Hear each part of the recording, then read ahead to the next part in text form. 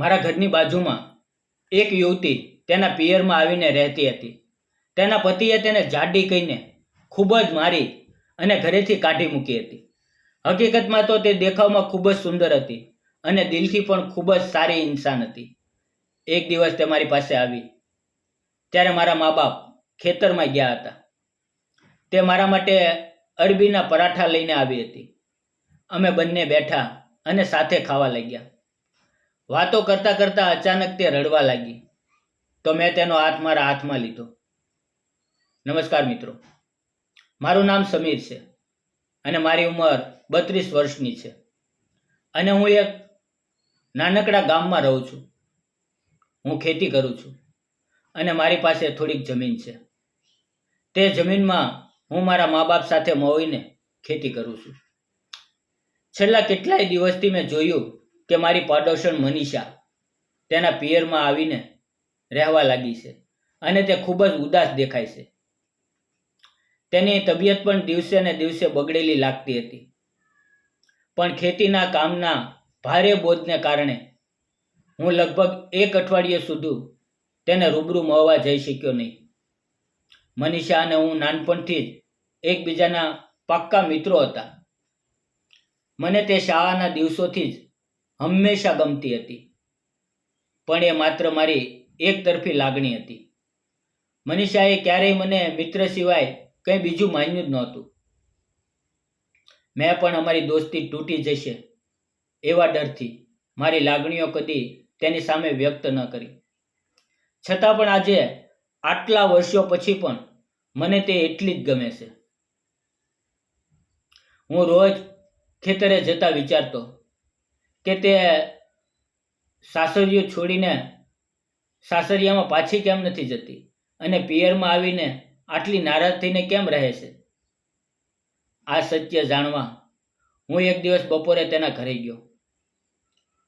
ત્યાં પહોંચ્યો તો તે રસોડામાં ચૂપચાપ કામ કરી રહી હતી. તેની માએ મને આદરપૂર્વક બેસવાનું કહ્યું. એ સમય દરમિયાન મનીષા રસોડાના દરવાજા પર આવી અને મને જોઈને એક નાની ઝબૂકતી સ્મિત આપી. પણ એ સ્મિત સાચું નહોતું. એમાં કોઈ જ આનંદ નહોતો. એ સ્મિત બહુ જ જબરદસ્તીનું લાગતું હતું.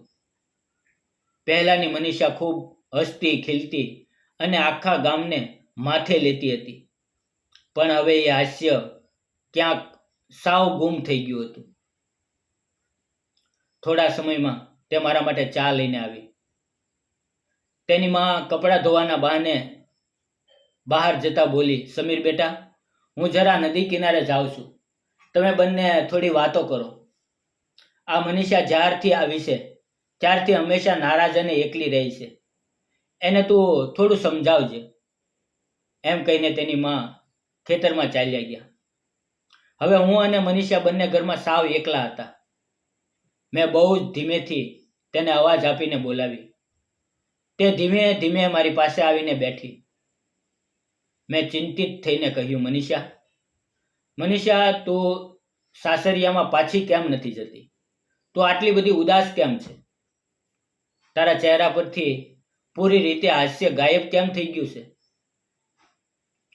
તે કશું જ બોલ્યા વગર સાવ ચૂપ રહી. મેં તેનો હાથ પકડીને કહ્યું, મનીષા પ્લીઝ મારી તરફ જો. એણે રડસમ આંખે મારી તરફ જોયું અને એની આંખોમાંથી આંસુની ધાર વહેવા લાગી. પછી એ રડતા રડતા ધ્રુજતા અવાજે બોલી, સમીર, મારા લગ્નને હવે 2 વર્ષ થયા છે. શરૂઆતમાં બધું ઠીક ચાલતું હતું. મારો પતિ અજય મને બહુ પ્રેમ કરતો હતો, પણ લગ્નના 1 વર્ષ પછી ધીમે ધીમે બધું જ બદલાઈ ગયું. મને હોર્મોનલ પ્રોબ્લેમ્સ થવાને કારણે મારી તબિયત બગડવા લાગી અને મારું વજન અચાનક બહુ વધી ગયું. તેને આ ફેરફાર જરાય સ્વીકાર્ય નહોતો. તેને તો સોસાયટીમાં દેખાડવા માટે સાવ પાતળી સ્લિમ પત્ની જોઈએ. મારા જાડાપણાને કારણે એણે મારી સાથે દુર્વ્યવહાર કરવાનું અને ટોણા મારવાનું શરૂ કર્યું. તેના મિત્રો અને સગા પણ ઘરમાં આવીને મારે જાહેરમાં મજાક ઉડાડવા લાગ્યા.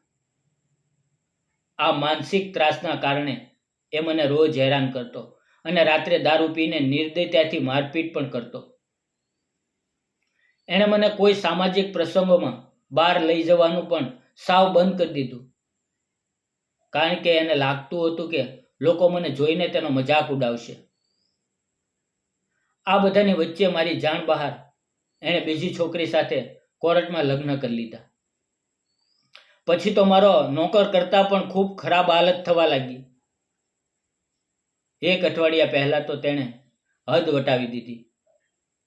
તે મને અહીંયા માયકામાં બળજબરીથી મૂકીને જતો રહ્યો અને કડક ચેતવણી આપી કે જો હું ભૂલથી પણ પાછી સાસરિયામાં જઈશ તો એ મને જાનથી મારી નાખશે. આ બધું સાંભળીને મારું દિલ સાવ તૂટી ગયું. મારી બાળપણની એ સંચવ અને ખુશમિજાજ મનીષા હવે અંદરથી આખી તૂટી ચૂકી હતી. એણે રડતા રડતા કહ્યું કે હવે તે ક્યારેય પણ નર્ક જેવા સાસરિયામાં પાછી નહીં જાય અને હંમેશા માયકામાં જ રહેશે. મેં તેને ધીરજ આપતા મજબૂતાઈથી કહ્યું, મનીષા, તારા પતિએ જે કર્યું એ કાયદાકીય અને માનવી રીતે અત્યંત મોટો અન્યાય છે.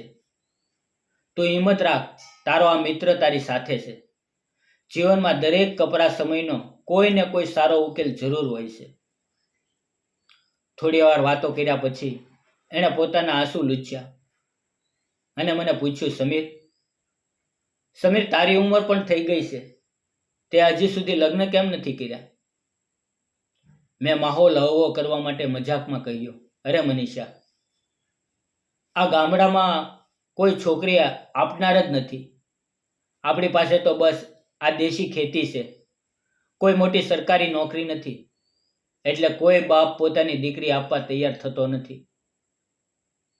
અમે આમ જૂના દિવસોની વાતો કરતા હતા એટલે થોડુંક એનું મન સાવ હળવું થયું. હવે તે ક્યારેક સાંજના સમયે મારા ઘરે આવવા લાગી. મારા મા બાપ સાથે ઘરકામમાં વાતો કરતી અને ધીમે ધીમે તેની વર્ષો જૂની ઉદાસી ઓછી થવા લાગી. અમારા ખેતીની જમીન પણ બિલકુલ બાજુમાં જ હતી, એટલે ક્યારેક અમે બપોરનું ભોજન પણ ખેતરમાં ઝાડ નીચે સાથે જ લેતા. વાતોમાં સમય કઈ રીતે વીતી જતો તે અમને બંનેને ખબર જ ન પડતી. હવે મારા દિલમાં તેના પ્રત્યેનો એક તરફી પ્રેમ કદી ઘટ્યો નહોતો, બલકે તેની લાચારી જોઈને તેને સાચવવાની મારી ભાવના વધુ પ્રબળ થઈ ગઈ. મને તેની સાદાઈ, એની નિર્દોષતા અને એની નરમ દિલવાળી સ્વભાવથી હંમેશા સાચો પ્રેમ હતો. ધીમે ધીમે મનીષા પણ મારી આ કાળજી જોઈને મારી તરફ આકર્ષિત થવા લાગી. ક્યારેક તે ખેતરમાં મને જોઈને બહુ જ હળવી સ્મિત કરતી અને શરમાતી. મને લાગવા માંડ્યું હતું કે હવે એની આંખોમાં પણ મારી માટે કંઈક ખાસ લાગણી અને આદર છે. એક દિવસ તે ખાસ રસોડામાં મહેનત કરીને મારી માટે ગરમ બટાકાના પરોઠા બનાવીને લાવી. હું એ સમય પર ઘરે સાવ એકલો જ હતો. એણે પોતાના નાજુક હાથોથી મને પ્રેમથી ખવડાવ્યું. મેં તેના રસોઈની બહુ પ્રશંસા કરી અને ભાવુક થઈને કહ્યું, મનીષા, તારા હાથની રસોઈનો સ્વાદ અદ્ભુત છે. તારા એ નરાધમ પતિએ તારી સાચી કિંમત અને તારા પવિત્ર દિલને ક્યારેય જાણ્યું જ નથી. આ સાંભળીને તેની આંખોમાં ફરીથી જૂના દિવસો યાદ આવતા આંસુ આવી ગયા. મેં જરાય પણ અચકાયા વગર પ્રેમથી તેના આંસુ લૂછ્યા. મને લાગ્યું કે હવે મારી સાચી લાગણીઓ વધુ સમય સુધી છાની રાખવી યોગ્ય નથી. મેં તેનો હાથ બહુ જ મજબૂતાઈથી મારા હાથમાં પકડ્યો અને તેની આંખોમાં સીધું જોઈને કહ્યું, મનીષા, હું તને માત્ર આજથી નહીં પણ આપણા નાનપણથી જ બહુ પ્રેમ કરું છું. તારા લગ્ન થયા તે પહેલાં પણ હું તને ચાહતો હતો, પણ કદી આપણી દોસ્તી તૂટવાના ડરે કહ્યું નથી. મારી લાગણી હંમેશા એક તરફી રહી. તારા વિદાયના દિવસે હું રૂમમાં એકલો બેસીને અંદરથી સાવ તૂટી ગયો હતો. તું મારા દિલમાંથી ક્યારેય ગઈ જ નથી અને હું તને જિંદગીભર ખુશ રાખવા માંગુ છું. મારી આ સાચી અને ઈમાનદાર વાત સાંભળીને મનીષાએ રડતા રડતા મને કસીને ગળે લગાવી લીધો. તેની આંખોમાં આ વખતે દુઃખના નહીં પણ સાચા પ્રેમ અને આશરાના ખુશીના આંસુ હતા. એણે ધ્રુજતા સાદે પૂછ્યું, સમીર, સમીર, સાચે જ તું મને મારા આ બદલાયેલા રૂપ સાથે પણ આટલો જ પ્રેમ કરે છે? મેં એના માથા પર હાથ મૂકીને જવાબ આપ્યો, હા મનીષા, હા, તારા શરીરથી નહીં, હું તારા પવિત્ર આત્માને પ્રેમ કરું છું અને આજે પણ તને એટલો જ ચાહું છું. મિત્રો, આ ઘટના પછી મેં સાંજે મારા ઘરે મા બાપને બેસીને બધી વાત કરી.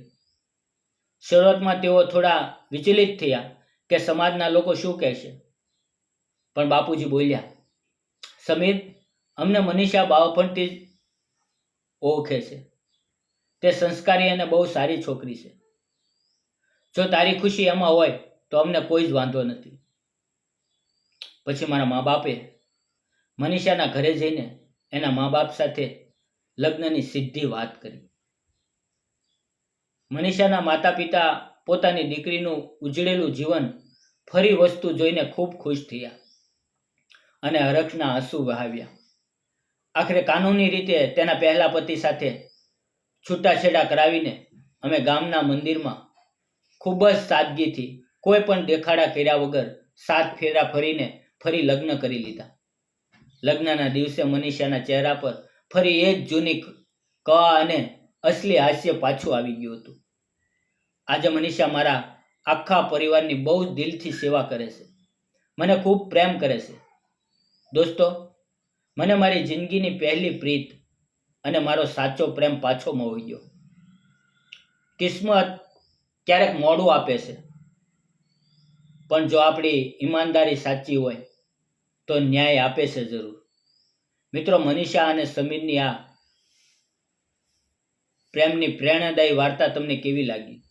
જો તમને આ વાર્તા પસંદ આવી હોય તો વિડીયોને ચોક્કસ લાઈક કરો અને શેર કરો. અને હા, ચેનલને સબસ્ક્રાઈબ કરવાનું બિલકુલ ભૂલતા નહીં.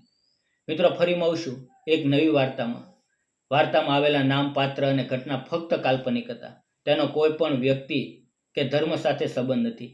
આ વાર્તા ફક્ત શૈક્ષણિક અને મનોરંજન માટે બનાવવામાં આવેલી છે. ધન્યવાદ. જય હિન્દ, જય ભારત.